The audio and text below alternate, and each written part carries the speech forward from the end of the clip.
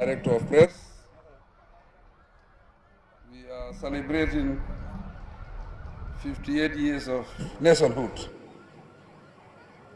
But 3 days back, I also celebrated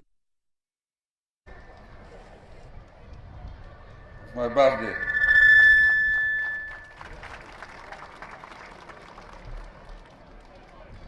Your Excellencies, the First Lady, Fatuba Barrow, and Madam Sergeant Barrow, former Vice Presidents present, Honorable Speaker of the National Assembly, my Lord, the Chief Justice, His Excellency Shirif Sheikh Ahmed, former President of the Federal Republic of Somalia, former First Lady, Lady Chilel Jawara, honorable members of Cabinet and the National Assembly, Lord Mayors of Banjul and Kanifi Municipality, regional governors, members of the diplomatic and consular corps, representatives of international organizations and partners, political party leaders, government officials and service chiefs, community and religious leaders, fellow Gambians, boys and girls. Annually, we observe our National Day on the 18th February to renew our ties and commitments as a nation. It is an occasion that creates opportunities for solidarity, reflection, and rededication to our motherland. As we celebrate Gambia's 50th independence anniversary today, let us therefore focus on our common futures as Gambian citizens instead of our differences. We are compelled to coexist as Gambians and should accept the wisdom and necessity of living together in peace and harmony to develop our homeland despite our diverse opinions and interests. Fortunately, our differences can be harmonized by democracy.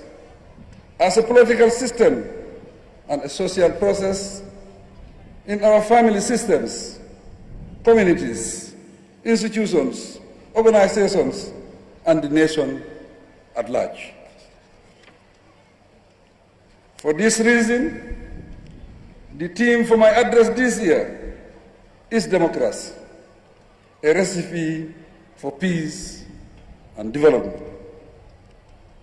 Distinguished ladies and gentlemen, boys and girls, democracy allows us to consult, dialogue, negotiate, compromise, and accommodate dissent. It is a system that rejects injustice, inequality, suppression, dictatorship, and autocracy. In addition, it promotes rights, freedoms, procedures, and regulations. In the Gambia, as Democrats, we maintain the supremacy of the Constitution and the rule of law, with due regard accorded to our diversity. Convinced that democracy is a framework to attain peace, development, and stability, my government is duly committed to good governance, entrenched in the principles of democracy. We believe in democracy for peace and development, as well as democracy for self-determination, economic growth, and protection of human dignity. In brief, we believe in inclusive democracy for inclusive development and stability. In our model of democracy, the government legitimately derives its mandate and authority from the people and hence must defend their values and principles, beliefs and practices, aspirations and social structures. In this way, there is harmony between the government and the people. Ladies and gentlemen, boys and girls, our National Day is a reminder for us to showcase our patriotism and loyalty as proud Gambians who are willing to accommodate one another. To this end, my government is determined to unite the people, to work together for peace and development, and leave behind durable achievements. Our governance approach and development initiative illustrates our commitment to democracy and how we have successfully used it as a development model. Ladies and gentlemen, 2022 was a challenging year. It confronted us with rising living costs and hiking prices of fuel, influenced by the global crisis. This reduced the ability of households to fulfill their basic needs and responsibilities.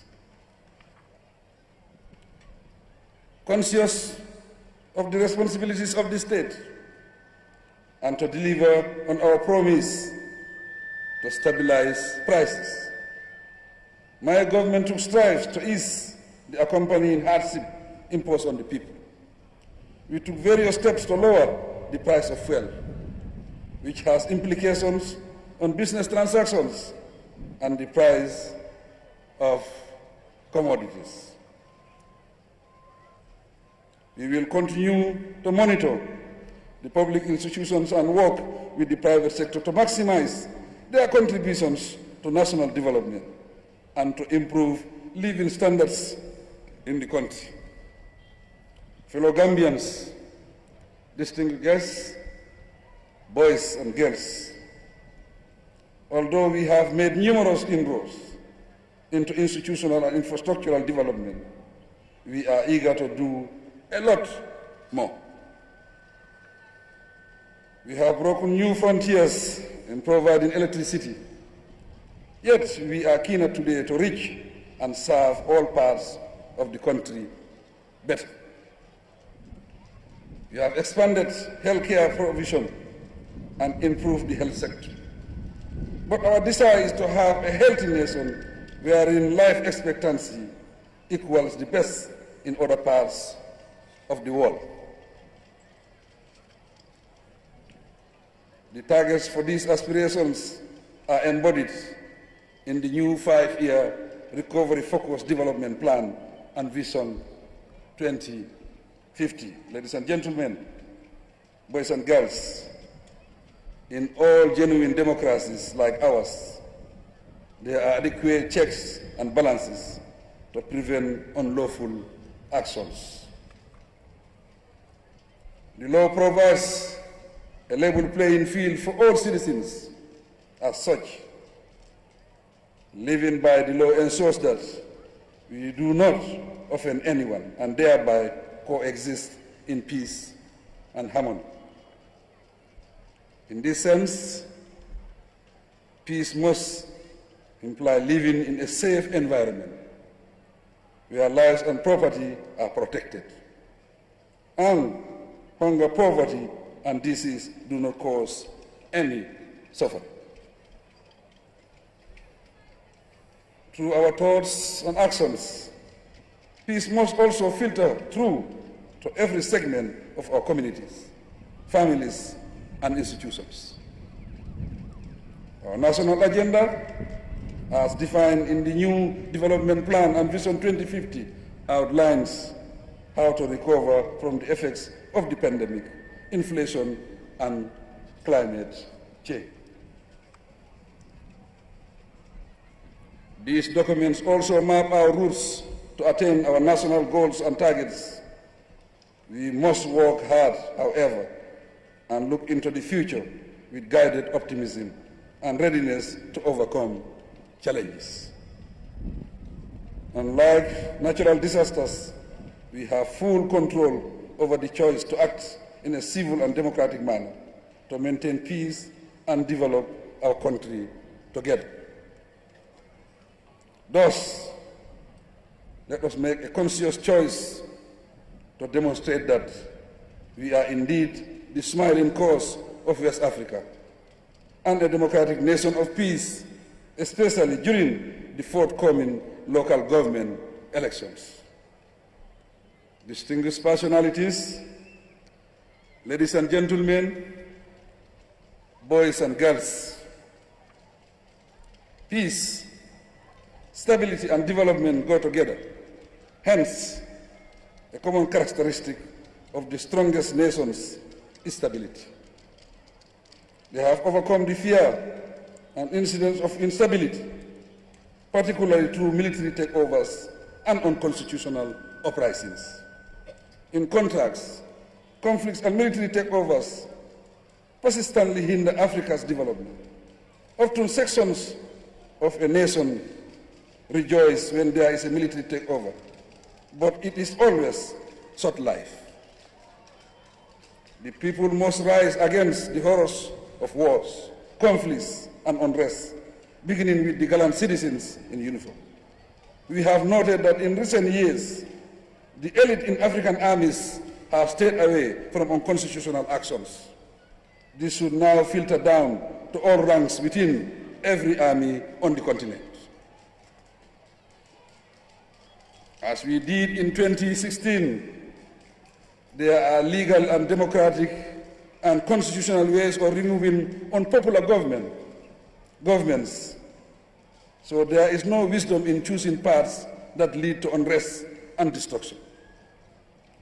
As we internally manage the affairs of our dear nation, we must also look inward with more patriotic vigor and unite to strengthen internal security.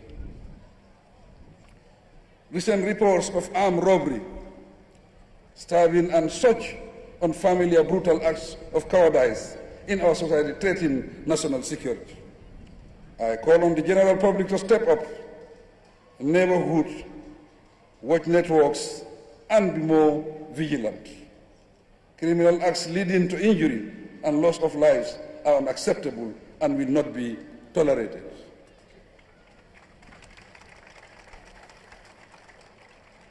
At the institutional level, my government will continue its capacity enhancement efforts for the security sector to competently handle and decisively prevent such deadly crimes.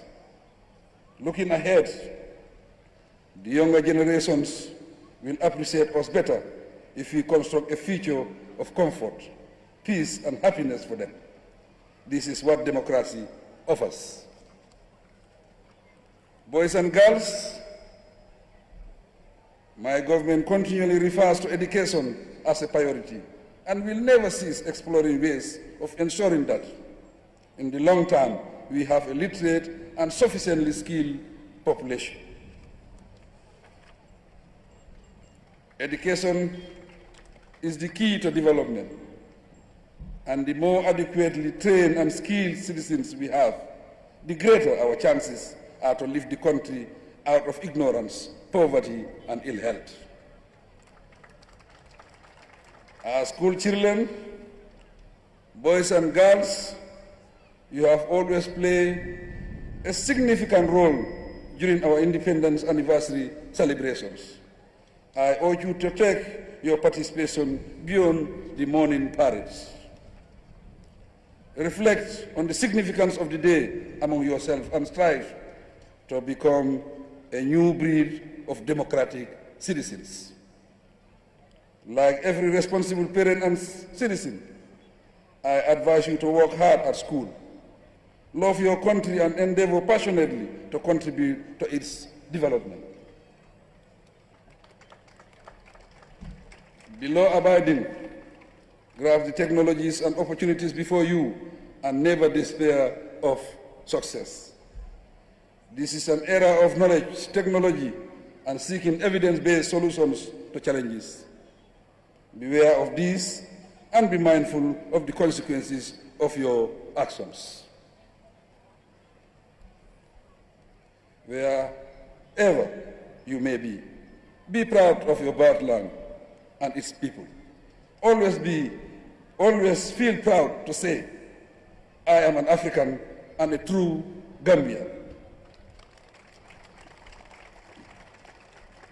Because all that glitters is not gold. Do not be deceived by the distractions you may come across. Ladies and gentlemen, we cannot mention the school children without reference to the teaching fraternity as a major partner in development.